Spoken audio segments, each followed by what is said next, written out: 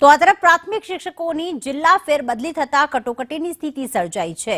ખાલી રહેતી તમામ જગ્યાઓ ભરવા શૈક્ષિક સંઘે રજૂઆત કરી છે।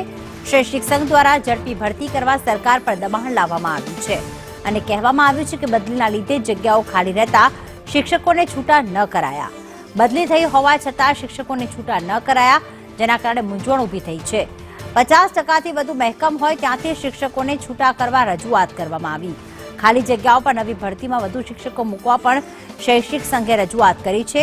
તો સોમવારે મુખ્યમંત્રીએ શિક્ષણ વિભાગ સાથે બેઠક કરી હતી। પ્રાથમિક શાળાના શિક્ષકોની જિલ્લા ફેરબદલીમાં છૂટા ન કરવાનો મામલો સામે આવ્યો હતો। તો પ્રાથમિક શૈક્ષિક સંઘે ઝડપી શિક્ષકોની ભરતી માટે સરકાર પર દબાણ લાવવાનો પ્રયાસ કર્યો છે અને રજૂઆત કરી છે અને જિલ્લા ફેરબદલી કેમ્પ બાદ ખાલી રહેતી જગ્યાઓના કારણે શિક્ષકોની બદલી ન થઈ શકી તેવી પણ માંગ કરવામાં આવી।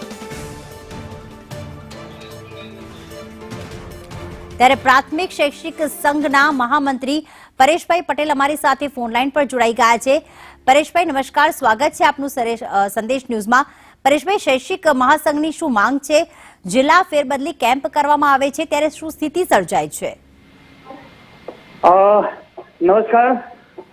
પહેલા તો સરકારશ્રી મહત્તમ પગલું ભરીને છેલ્લા 2 વર્ષથી બદલીપાત્ર શિક્ષકોને જિલ્લા ફેરબદલીમાં ખૂબ લાભ આપ્યો છે। એ બદલ સરકારશ્રીનો ખૂબ ખૂબ આભાર છે। પરંતુ છેલ્લા 2 વર્ષની અંદર જે 50%ના રેશિયા પ્રમાણે જે શિક્ષક મિત્રો છૂટા થઈ શક્યા નથી, એ શિક્ષક મિત્રો એ સત્વરે છૂટા કરવા માટેની માંગણી મૂકી છે। જ્યાં બાળકોની વૈકલ્પિક વ્યવસ્થા ઊભી કરીને શિક્ષક મિત્રોની વૈકલ્પિક વ્યવસ્થા બાળકો જ્યાં છે ત્યાં ઊભી કરીને સત્વરે 50% સ્ટાફ જ્યાં નથી ત્યાં ભરતી કરવામાં આવે અને શિક્ષક મિત્રોને છૂટા કરવામાં આવે। આ અમારી પ્રાયોરિટીનો પ્રથમ મુદ્દો છે। ત્યાર પછી ત્યાર પછીનો અમારો બીજો મુદ્દો છે કે જ્યાં 2023નો જે ઠરાવ છે એ 23ના ઠરાવની અંદર જોગવાઈ છે કે 50% મહેકમ હોય ત્યાં શિક્ષક મિત્રોને છૂટા કરવા।